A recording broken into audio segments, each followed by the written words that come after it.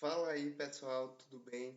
Eu me chamo Cleiton Tenório e hoje nós vamos trabalhar um pouco sobre o reino das plantas.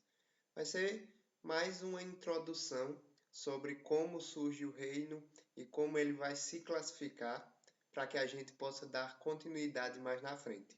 Vamos lá?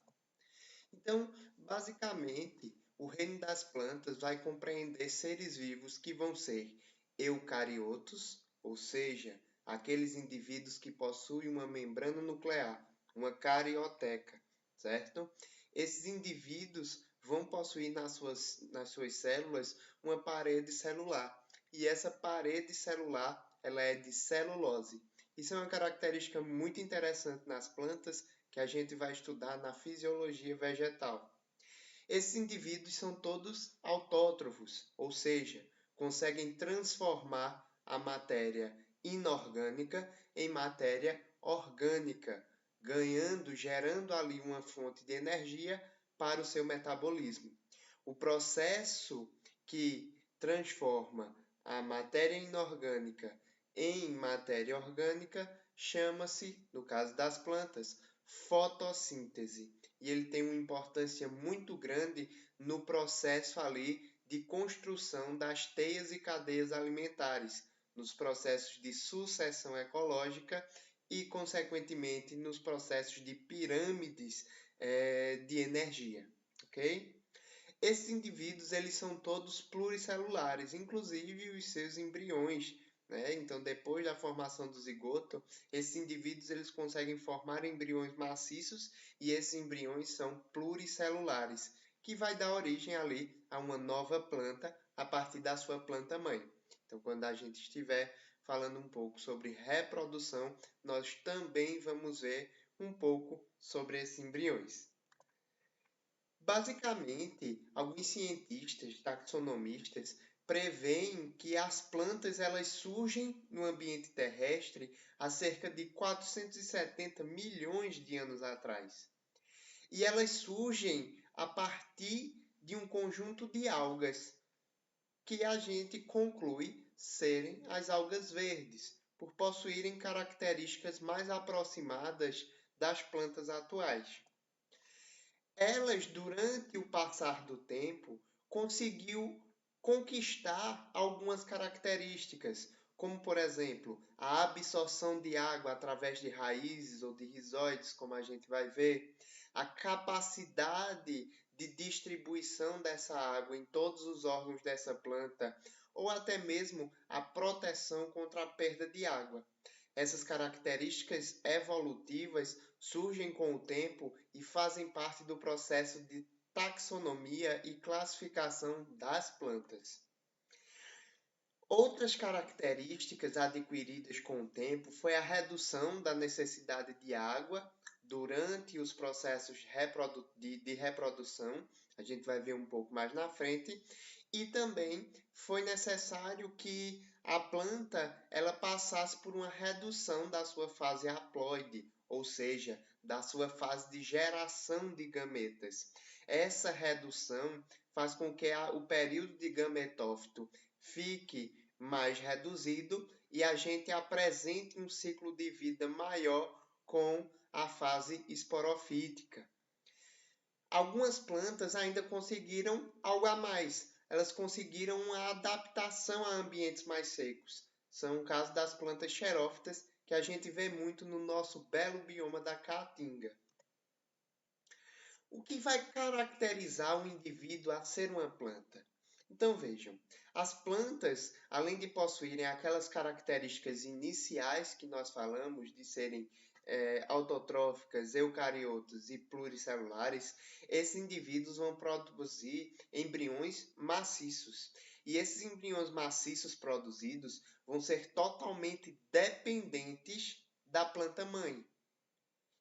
O que acontece de diferente é o seguinte: em algas ocorre também a formação ali de embriões maciços.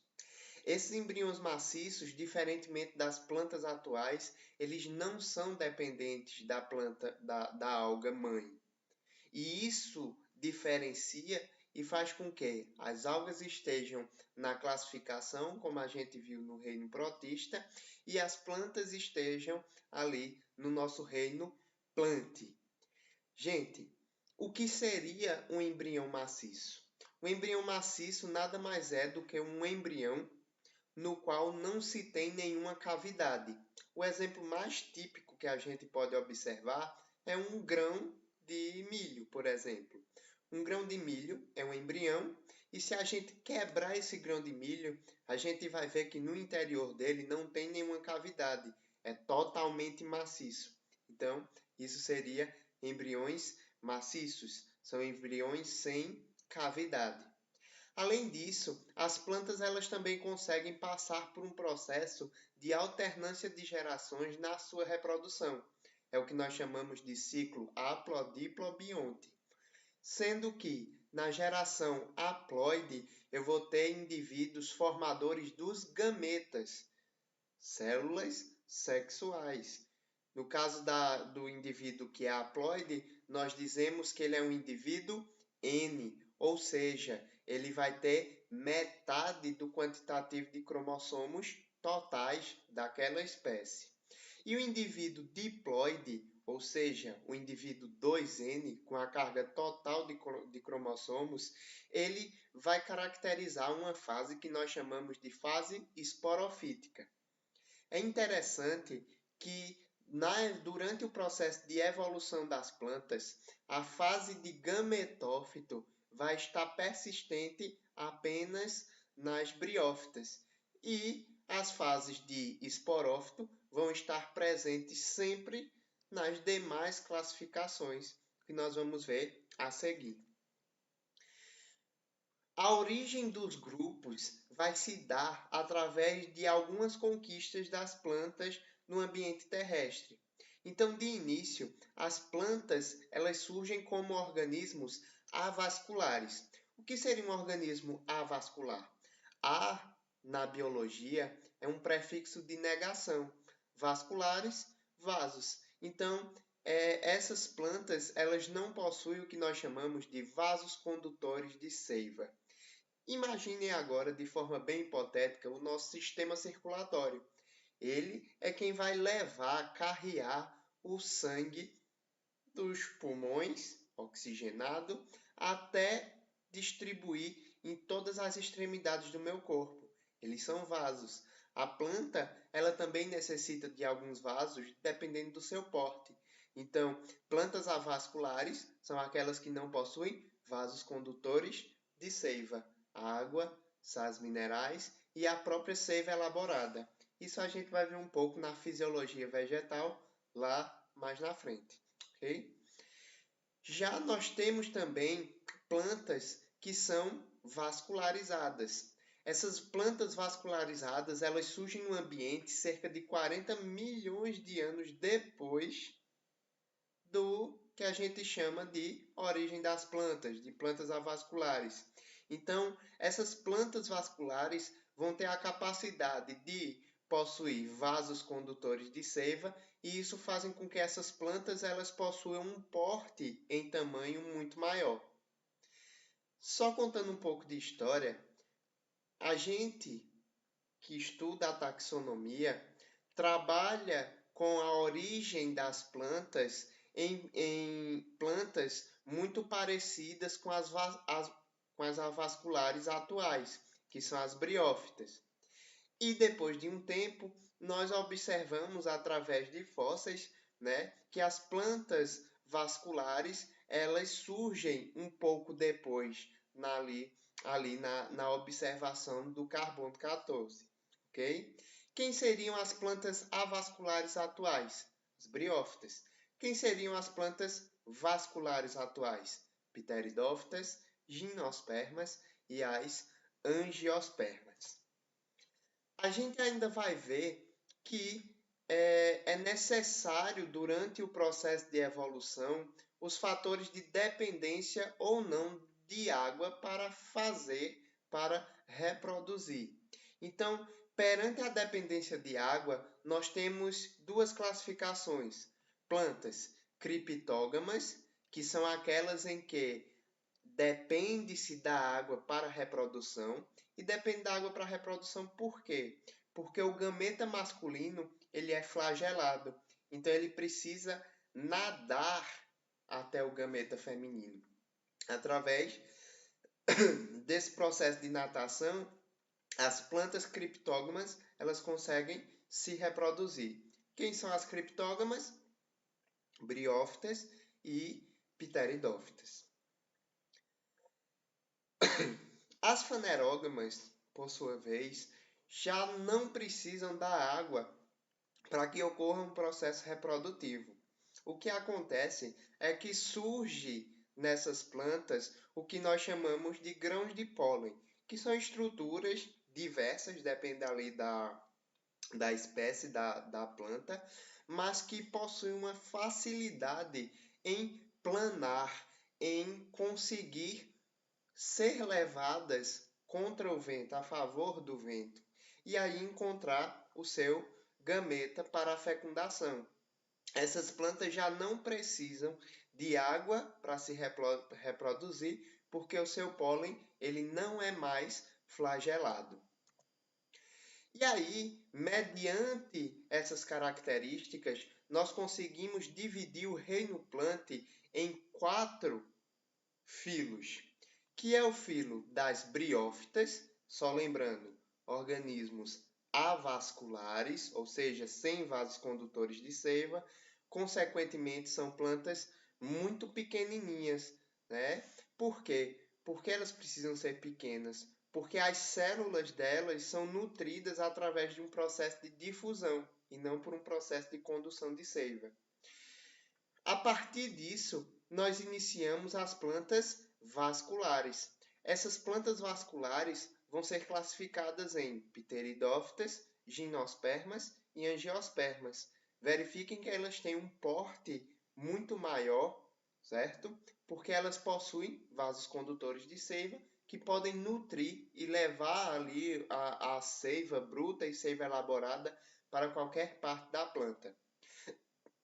Nós ainda podemos classificar as plantas em plantas com sementes, que seriam as plantas gimnospermas e angiospermas, que são aquelas plantas da classificação fanerógama, ou seja, elas não precisam de água para se reproduzir, porque elas possuem o que nós chamamos de grão de pólen.